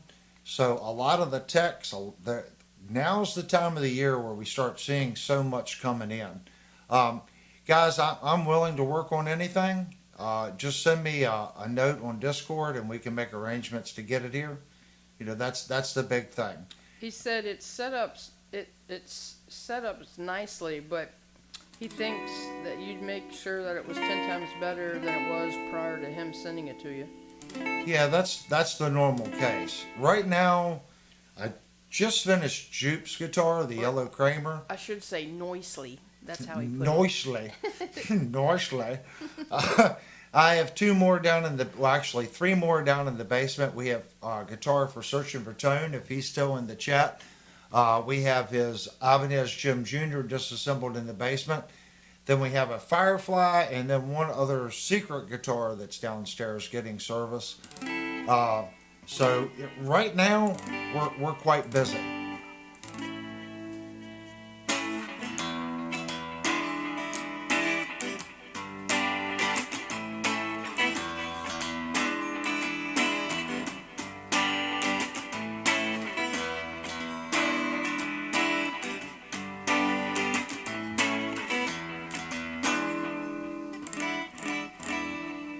I think the guitar has a really good sound.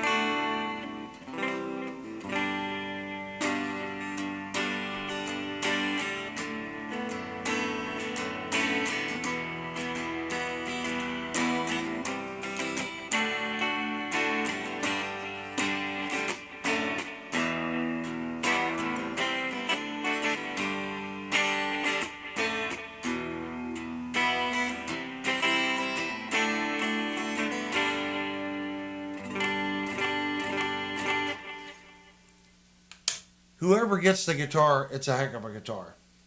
It really is. I almost didn't want to do the giveaway on it. I got it home and played it, and Linnell goes, well, just keep it. And I'm like, I technically can't because Shenandoah upped it, and they made sure that it was a good price. I think the map price on the guitar is $550. Shenandoah Music took care of us. They took care of you guys, the guys that are watching, that are going to enter to win this guitar. Trust me. You got a $20 super chat from Jupe. He said, I just bought a banana, so only 20 tonight. I just bought a banana. That's Jupe's banana right there. Thank you so much. Mark says, do you like the Jet better than the eArt Omni 24?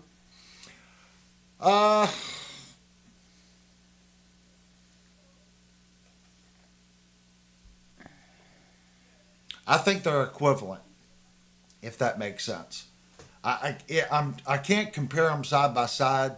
Going over the eArts that I played, all the eArts had great necks. The neck on this guitar is awesome. It's a roasted neck, and it just feels. Ted has to go. He has an early flight. Oh, thank you so much for coming into the show, Ted. You guys make the stream. If without you guys showing up and commenting and joking and doing that, it would not be a fun stream, if that makes sense. So you guys really bring the punch to the stream. But comparing the two models, I really like the neck on this guitar. It just has a feel to it. It's got a nice broken edge right here, and they're not ball-end frets. At one time, I was really all about the ball-end fret. I'm not liking ball-end frets as much as it. I think it was a novelty thing. Steve says you may have stated it. If so, his apologies. But how hard would it be to replace the nut with a locking nut? Up here, it's not designed for a locking nut, and you don't have enough shoulder right here. So what you would have to do is you'd have to add a chunk of wood, and that puts the locking nut way here, and the distance between this tuner and the back of the locking nut would be tight. It's just not really designed for it. To be honest with you, I don't think the guitar needs it. This isn't a super shredder. They do make one that has the Wilkinson locking bridge. That guitar has a humbucker here and a single coil right here. Awesome guitar. BCG says tuners, yes. Yeah, the tuners on this guitar,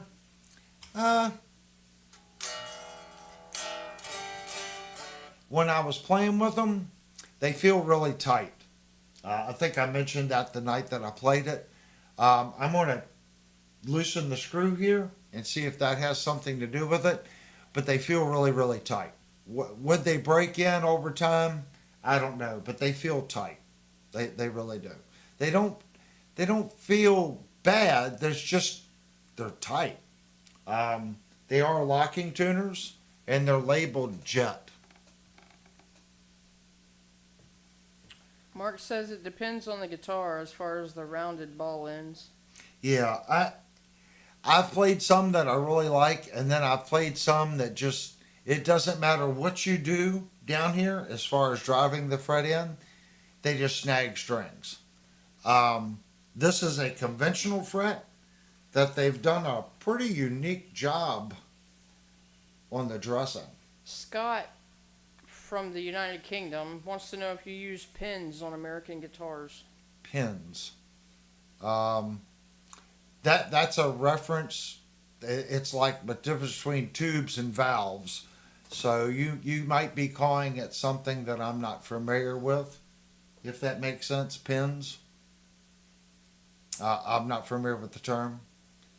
But as far as this guitar goes, guys, I think as long as you play and use the tremolo the way it's designed,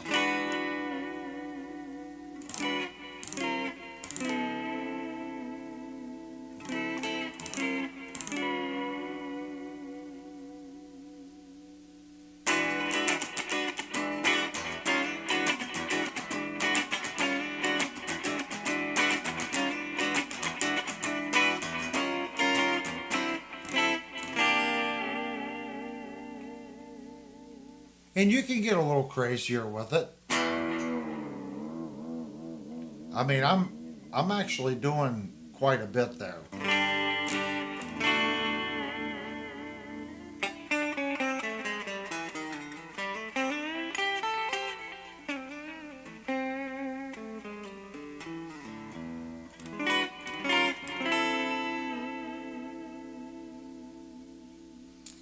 I kind of like guitars like this. I've had a couple guitars in here that are 2 point without a locking nut that I really enjoyed playing. It's something different than a Floyd Rose and a double locker. It has a different feel. It doesn't necessarily feel like a Gigsby or a Jazzmaster tremolo, but it's got a different feel, if that makes sense. It makes you play a little different.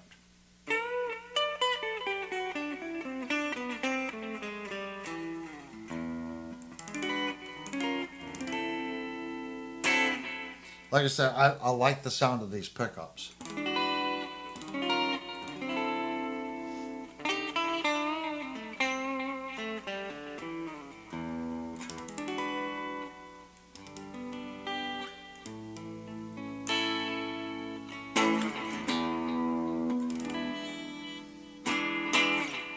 They got a good sound. In the bridge position, they are bitey.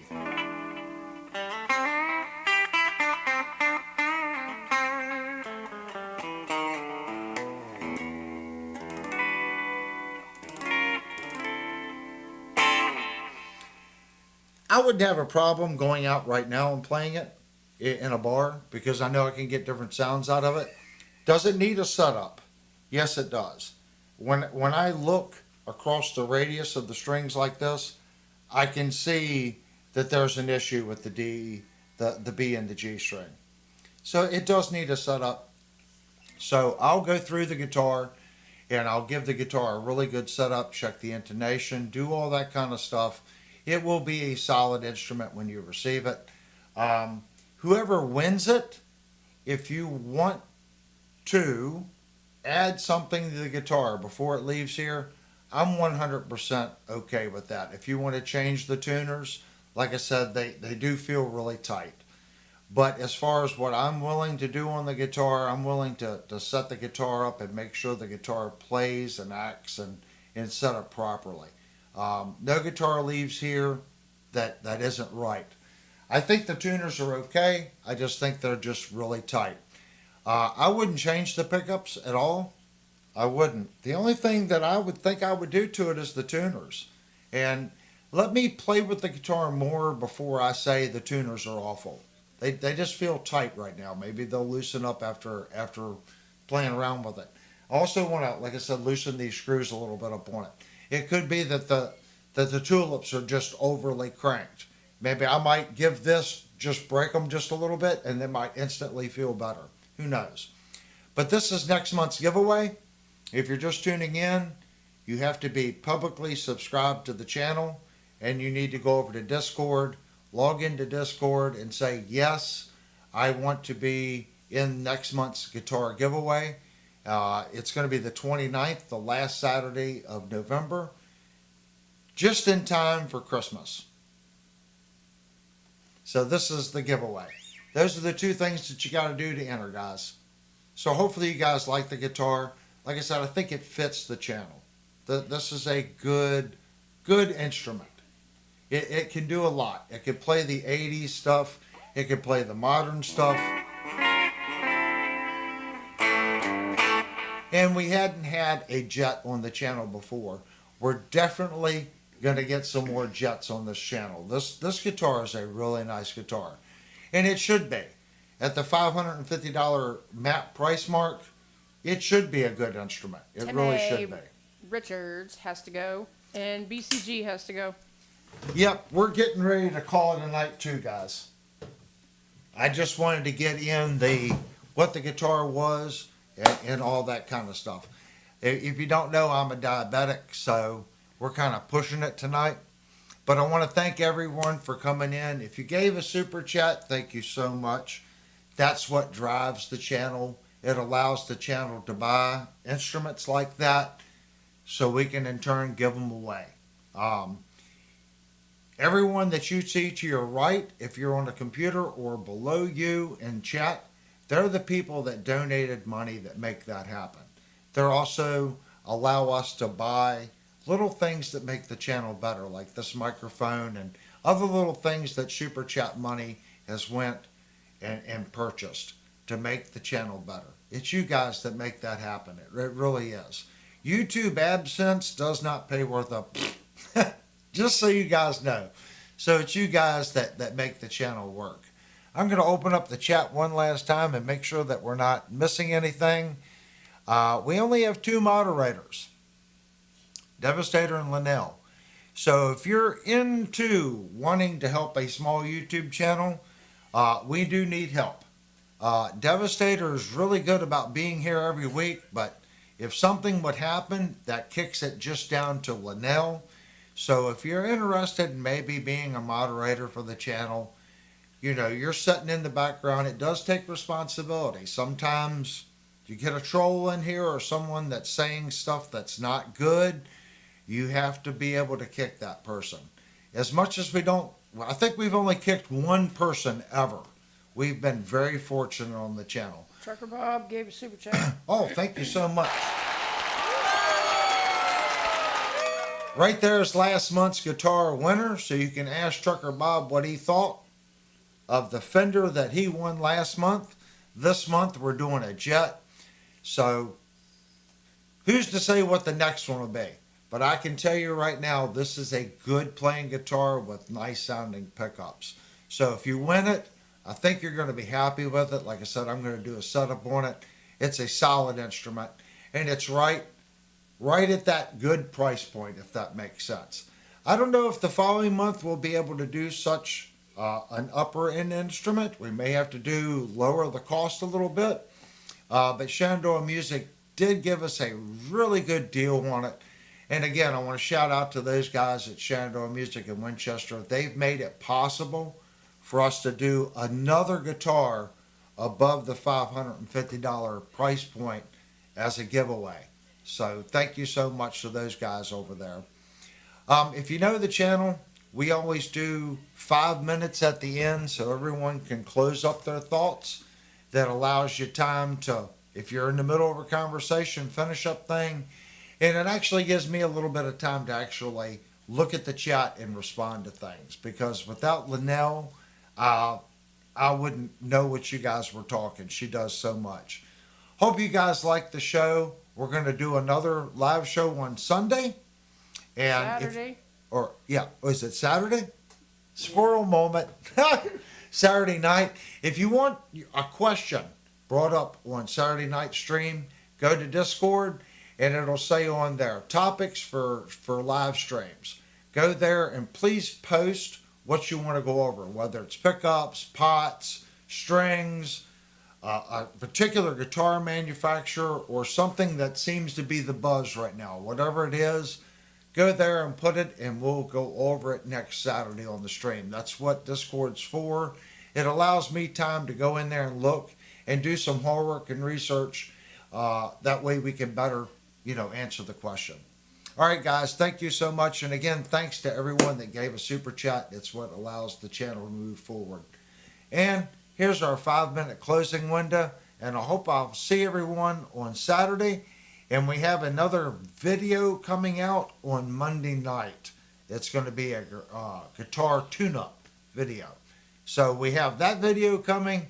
And then we have another video coming where we're putting new pickups in a FireFly. So stay tuned for that one. Thanks a lot, guys. And here's our 5-minute closing window.